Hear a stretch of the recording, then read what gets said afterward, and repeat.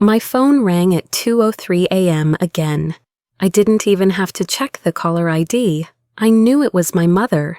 She only ever called at that hour when someone wanted money, pity, or both. "Your aunt collapsed," she cried. "Can you send $500 now?" I wired the money before my brain woke up.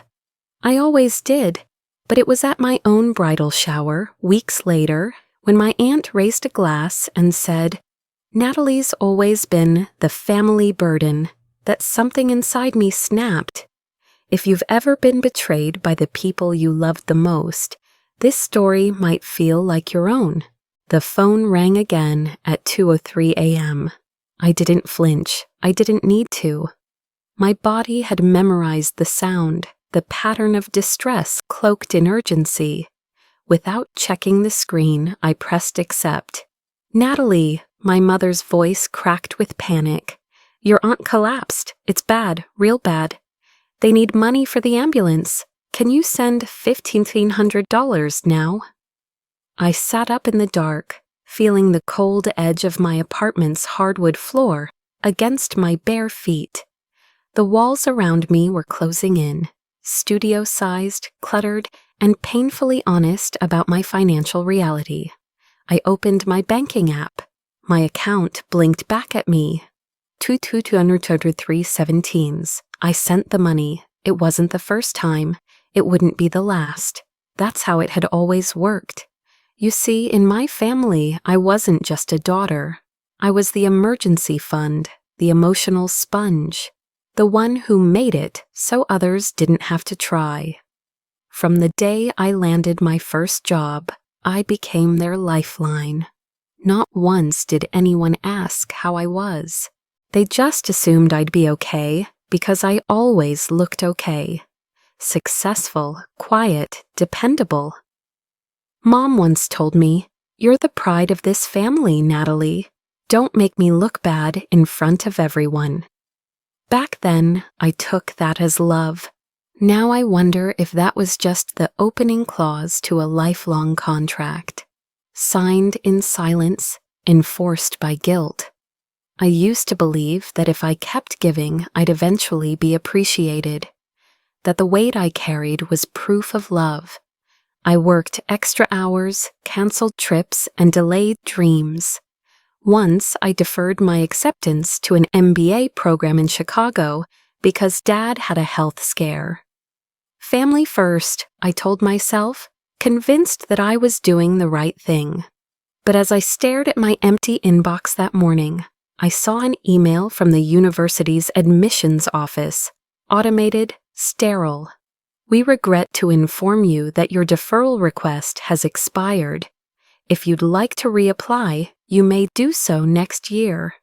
The line between duty and self-betrayal had blurred long ago, and now it was bleeding. I buried myself in work the next few days.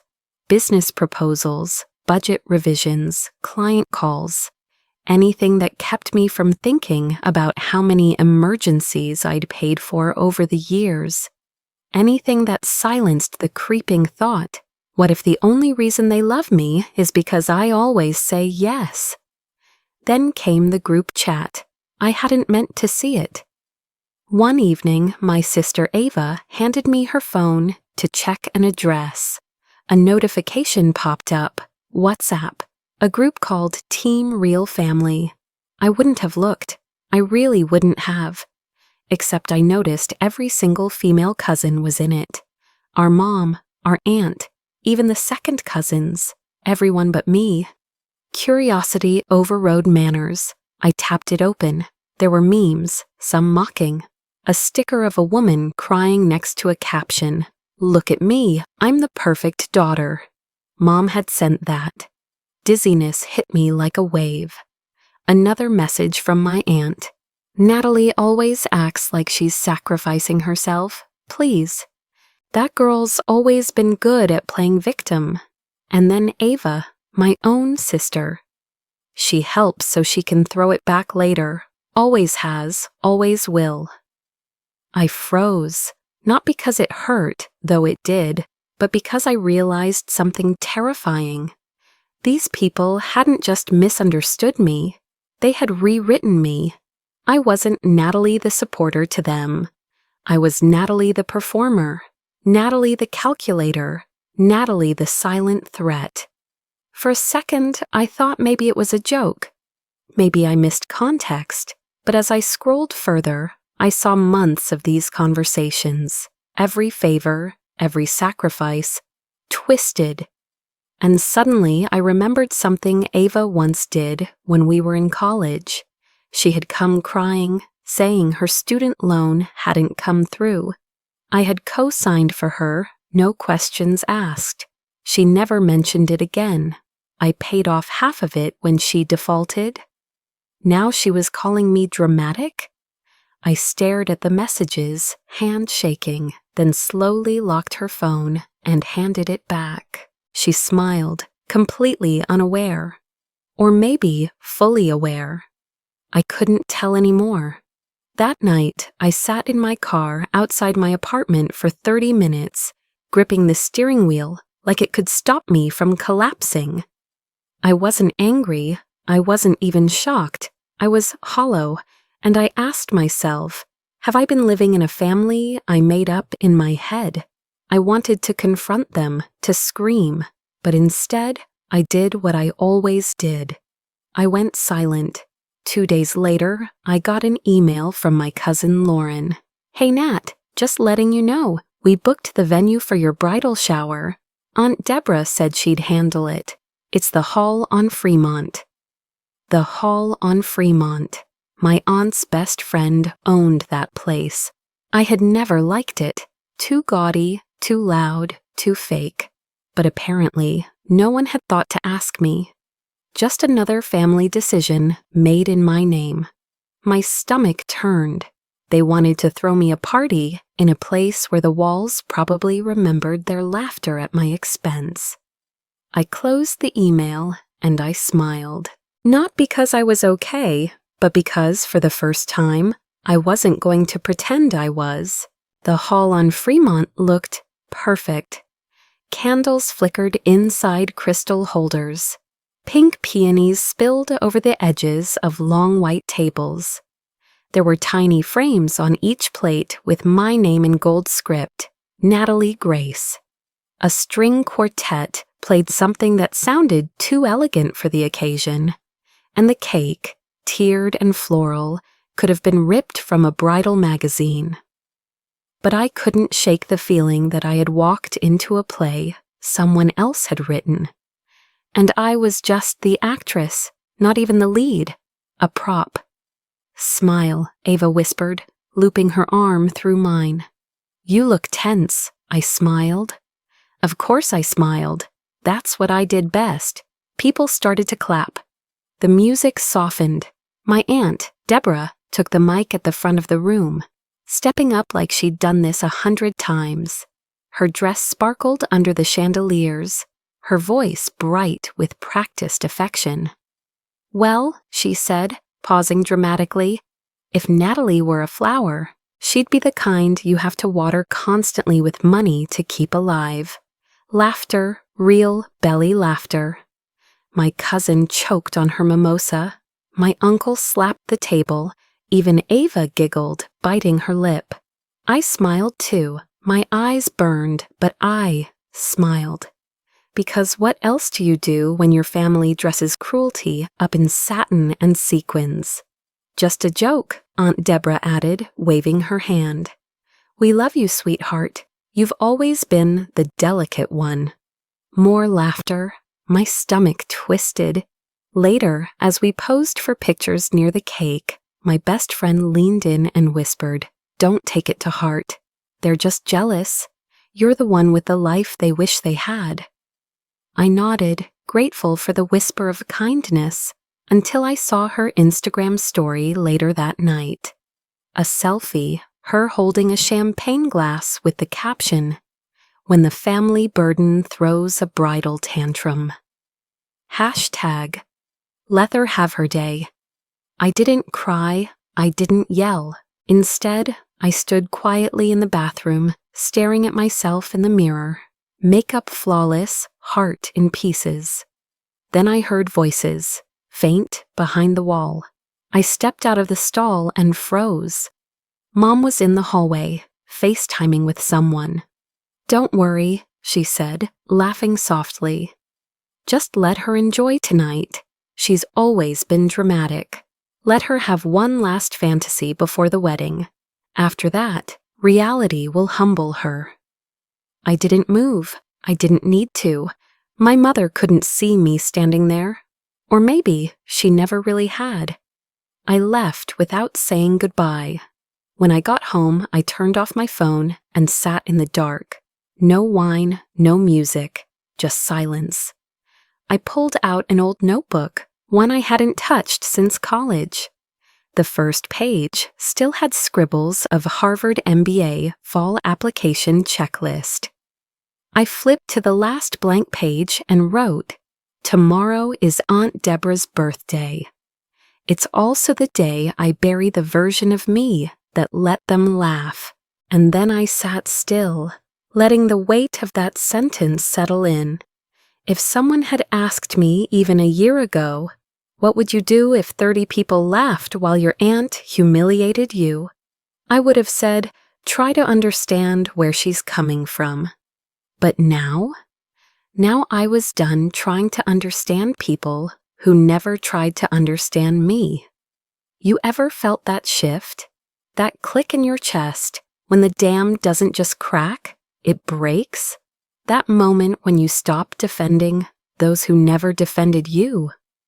That's what this felt like, and yet, even then, a part of me still clung to memory. I remembered being 12. I had failed a math test. Everyone had been disappointed. Everyone but Aunt Deborah. She sat next to me on the porch that night, wrapped me in a blanket, and said, "You're still brilliant, Nat. One test doesn't define you." I had replayed that moment for years. It was proof that she loved me.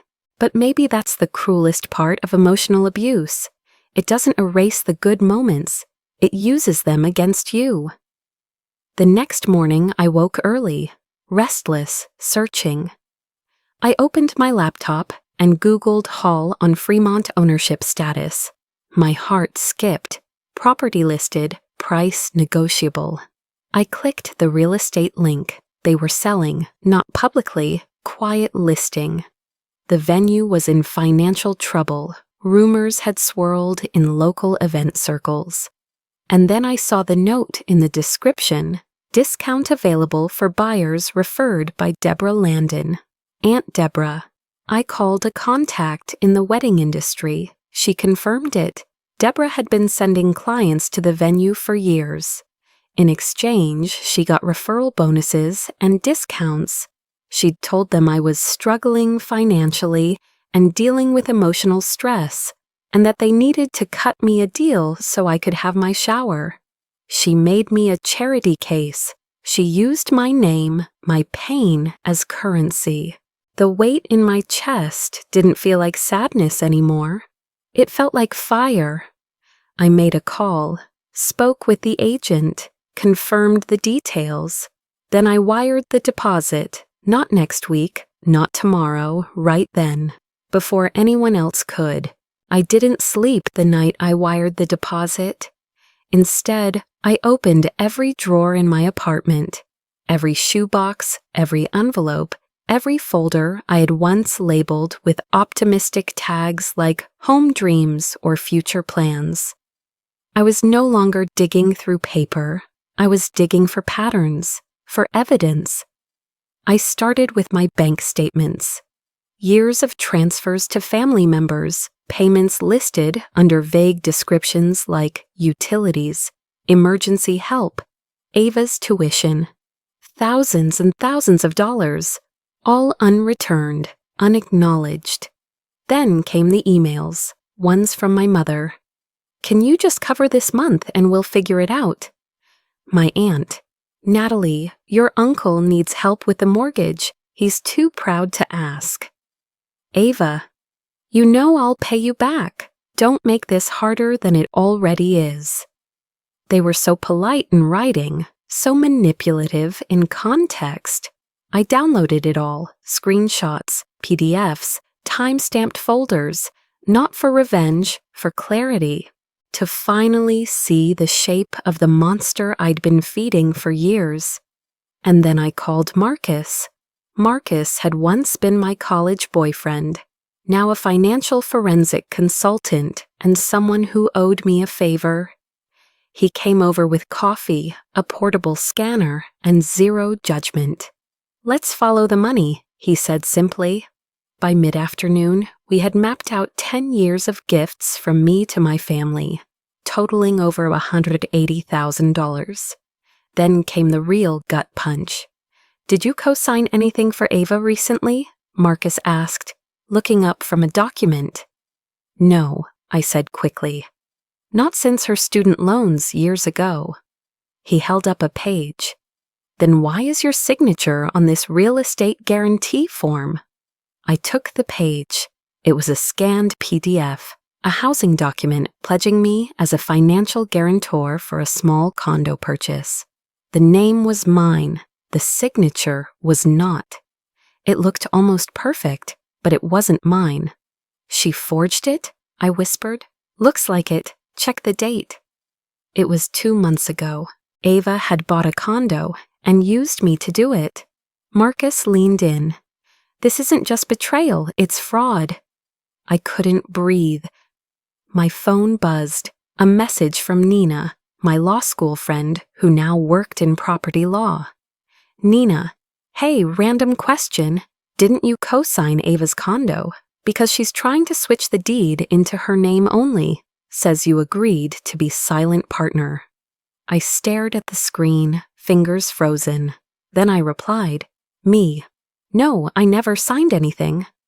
3 dots blinked. "Nina. That's what I thought. Thought you should know. Stay sharp, girl. You ever realize your whole family is playing a game, and you're the only one who didn't know you were on the board? They didn't stab me. They used my name, my credit, my kindness. They used a pen instead of a knife, and it cut just the same." That evening, I returned from a walk to find a letter shoved under my door. From a debt collection agency. I opened it carefully. Notice of legal action. Failure to repay loan balance of $14,732.93. Account opened under Natalie Grace Landon.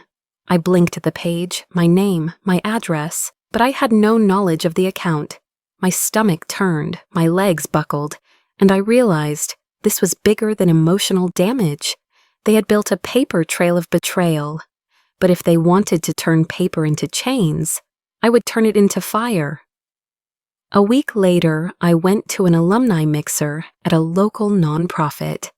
That's where I saw her, Carmen Lee, 10 years older than me, former friend of Aunt Deborah, once whispered about for family drama that no one ever explained. She approached me quietly. "I heard about the bridal shower," she said. "I know how your aunt works." I raised an eyebrow. "You do?" She nodded. "She did it to me. Took money, reputation, made me feel like I owed her my life. I didn't have the nerve to fight back. You do." Her words stayed with me. So I started a private group. I called it Phoenix Circle, for women who'd risen from the ashes of family betrayal. Within days, there were 8 of us, then 12. Stories mirrored mine, different names, same scars. The twist, one of them was my cousin Talia. She messaged me privately. "I want to help. They think I'm on their side, but I'm not." I hesitated, but she sent an audio file, a recording of a recent family gathering. My name mentioned more than once. Aunt Deborah. She's lost it. Thinks buying the venue makes her important. Mom. She'll crash soon. She always does. Ava. As long as she doesn't find out about the second loan, we're good. I played it 5 times. I didn't cry. I just made a plan. I designed invitations, simple, elegant, gold foil. A special celebration for Aunt Deborah's birthday. Same date, same time, same family, different agenda. I clicked send. The banner draped across the front of the building shimmered in the late afternoon sun. The Natalie Grace House. White script on matte black, clean, bold, unapologetic. Guests were already arriving, dressed in cocktail attire, some confused by the last-minute change of venue. Others simply followed the invitation and showed up, not knowing this wasn't just a birthday party. It was a resurrection. I stood near the front entrance, watching the reactions. Some smiled politely. A few narrowed their eyes, but then I saw her, Aunt Deborah. She stepped out of her SUV, a smile fixed on her face, sunglasses perched atop her perfectly curled hair. She paused when her eyes caught the signage. She blinked, then again. I could see it happen, the realization crawling slowly across her face, like a shadow at sunset. She looked around, then at me, and I watched the color drain from her cheeks. "Is this your place?" she asked finally, voice tighter than her smile. I nodded. "Welcome." Inside, the venue had been transformed, not with flowers or crystals, but with truth. On a large screen behind the main stage, a video looped silently at first. Images of me as a child, smiling beside my mother, my aunt, Ava. Then a clip from my graduation, another from my first apartment, and then the volume rose. A voice, Aunt Deborah's, laughing. "She always plays the victim." Another voice, my mother. "Let her have her little fantasy." The screen went dark. Then text appeared. They called me a burden. I called it love, but love doesn't bankrupt you. The room was still. I walked to the mic, heart beating calmly, firmly. "I'm not here to shame anyone," I said, my voice clear. "I'm here to reclaim what was mine, not this building, not the money, my story." No one moved. I spent years believing that I had to earn space in my own family, that every act of generosity was a debt I owed, not a gift I gave. But today, I get to rewrite that. I paused. They taught me I wasn't enough unless I paid for it. Today, I teach myself that I always was. Silence, then applause, small at first, then larger. Some stood, some stayed frozen. I stepped away from the mic, not needing to say more. Then, out of the corner of my eye, I saw someone standing in the back. A man, older, familiar. My father. I hadn't seen him in years. He had disappeared from my life after my parents' divorce, always offering vague excuses about finances, bad timing, too complicated. I had believed he abandoned me. He approached slowly, hands trembling slightly. "I didn't leave because I didn't care," he said, voice hushed. "Your mother, she told me to stop sending money, told me you were doing fine, that I was making things harder." I blinked. "She told me you stopped because you didn't want me." "She lied," he whispered.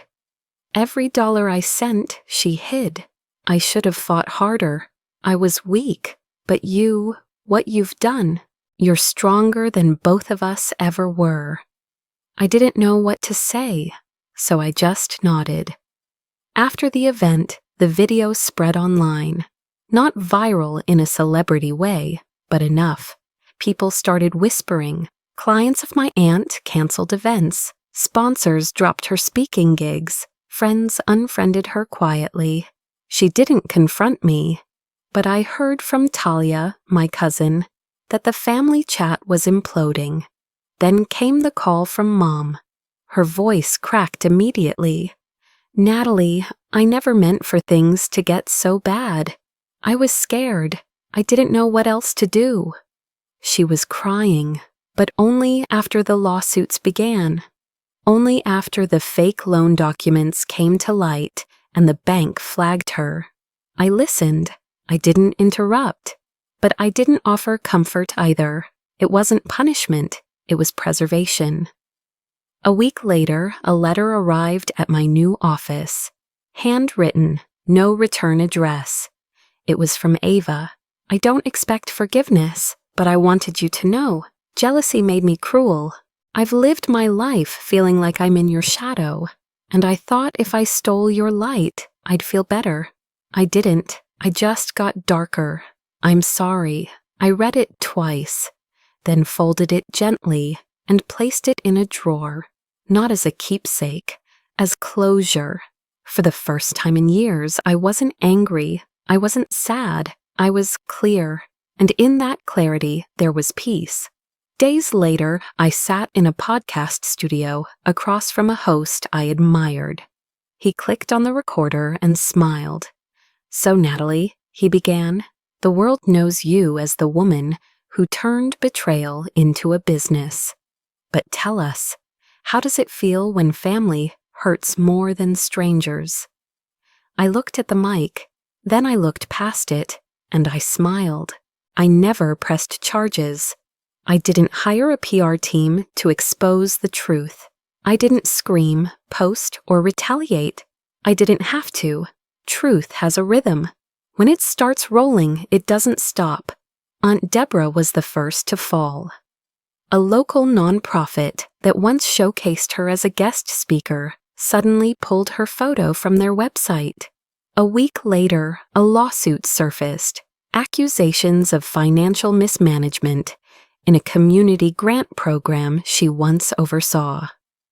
Allegedly, she redirected funds to support family obligations.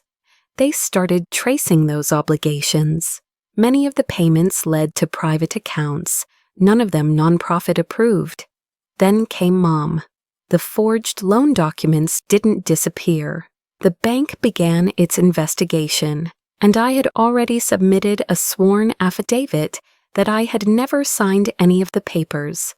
When the court froze her assets pending resolution, I didn't cheer. I just sat still and waited. Ava lost her job 2 weeks after my podcast interview aired. Her employer cited reputational risk due to external family-related controversy. She emailed me a single line. "You ruined everything." I didn't reply, but a few days later I mailed her something. No note, no return address, just a plain brown box. Inside, 3 books, The Body Keeps the Score, Set Boundaries, Find Peace, and Adult Children of Emotionally Immature Parents. Sometimes the softest act of defiance is the kindest one, and sometimes kindness stings more than vengeance. You ever wonder why we wait for apologies that never come? I stopped waiting. Forgiveness, I've learned, isn't a gift you give to them. It's one you give yourself, not so they can sleep better, so you can. I was walking out of my office when I got the email. Subject: Literary Inquiry. Your story deserves to be read. A mid-size publishing house had come across my podcast, appearance, and blog posts. They wanted to acquire the rights to adapt my experience into a novel, fictionalized, of course, but inspired by the real heartbeat of betrayal, resilience, and reclamation. They offered an advance, a ghostwriter, full creative direction if I wanted it. And they wanted me to write it. Me. Not the family's version, not their silence, mine. I didn't say yes right away, not because I wasn't flattered, but because I needed to be sure that I could tell the truth without bleeding all over the page, that I could turn survival into story, not scar. It was around that same time I launched The Survivor's Voice. It wasn't a therapy group, it wasn't a branding campaign. It was a room with chairs, coffee, soft lighting, and no judgment, where women who had been silenced, suffocated, or shattered by family could speak freely.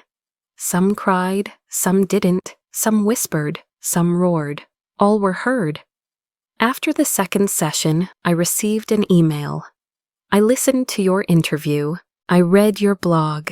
Today, I packed a bag and left my parents' house. I don't know where I'm going yet, but I know I'm not staying where I'm not safe. Thank you. I stared at the screen for a long time. Then I replied, "You're not lost, you're free." And that's a very different thing. A week later, that same woman, her name was Bianca, showed up at the venue. She wore a nervous smile and asked if I needed help with setup. She never left. She became my first employee. She now leads her own workshops inside the Natalie Grace house. I cried that day, not because of pain, but because for the first time, I was giving something that wasn't wrapped in guilt or obligation. I was helping not because I owed it, but because I could, because it felt good, because it healed me too. And then came the letter, printed on heavy cream-colored stationery. No subject line, no email, real mail. From a major publishing imprint. Inside, a personal message from an editor I had followed for years.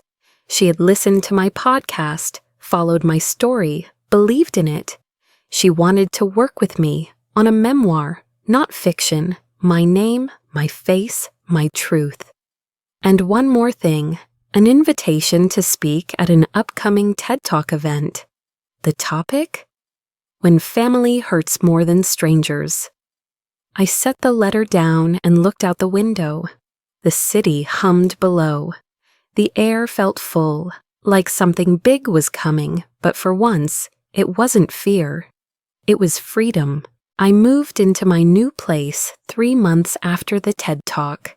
It wasn't massive. It didn't have ocean views or a private elevator, but it had light. Big windows that opened wide, letting in air that didn't smell like expectation or judgment. Just sun and possibility.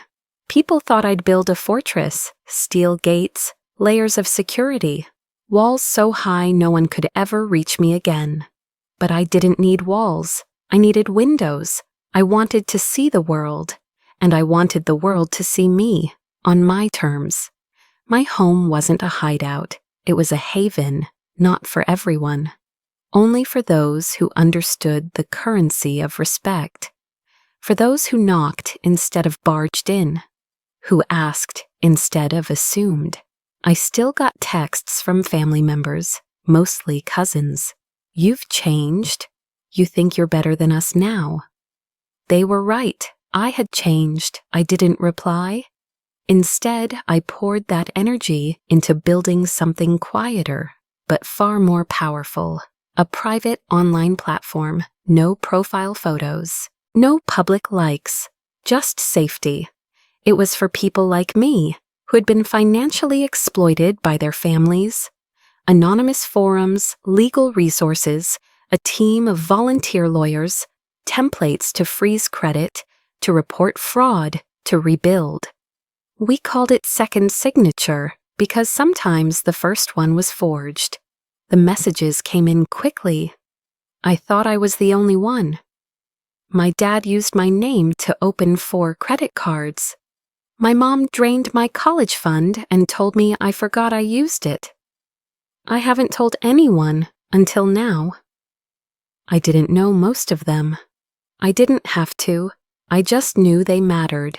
You ever realize that the line between boundaries and bitterness is thinner than it looks? I did. People say healing makes you softer. It didn't make me soft. It made me clear. I could love. I could forgive. But I didn't forget. And I didn't let it happen again. You can cut ties without cutting your compassion. You can walk away and still wish them well, from a distance that protects your peace. One morning, while watering the plants in my kitchen, I opened my laptop and created a new document, untitled manuscript. This time, I wasn't writing about the past, not directly. I wanted to write a novel, fiction, but maybe not. maybe a little too close. A story about a woman raised to believe that love came with receipts, that silence meant survival, that being useful was the same as being loved. And then she wakes up. I typed the first sentence. The day she stopped apologizing was the day she started breathing. I didn't know where the story would go, but I knew how it would end. She'd win. Because this time, I'd make sure of it. That fall, I was invited to keynote a women's leadership conference in Chicago. The room was packed. Afterward, dozens lined up, not to ask about business strategy or networking, but to whisper things like, "I left my mom's house after 20 years. Your story gave me the courage to say no. I didn't know I was allowed to be angry." One woman hugged me with the tears in her eyes. "You're not a speaker," she said. "You're a mirror." I held that, not like a trophy, like a responsibility. Later that year, I launched Burden No More, a scholarship fund for students estranged from their families, trying to go to college without emotional blackmail as tuition. It started with 5 recipients. Now it's over 100. Sometimes I speak at orientation. Sometimes I just sit in the back and watch them smile. Every time I see that look, that mix of fear and freedom, I remember mine. The one I wore the night I first stood alone, holding a check in one hand and my dignity in the other. I've been called a lot of things: cold, selfish, fake, ungrateful. But the name I answer to now is my own. Not a label, not a burden, not someone's extension cord. Me, Natalie Grace. The fire they lit to burn me didn't work. Because I didn't burn down, I burned bright. And from that fire, I built a lighthouse,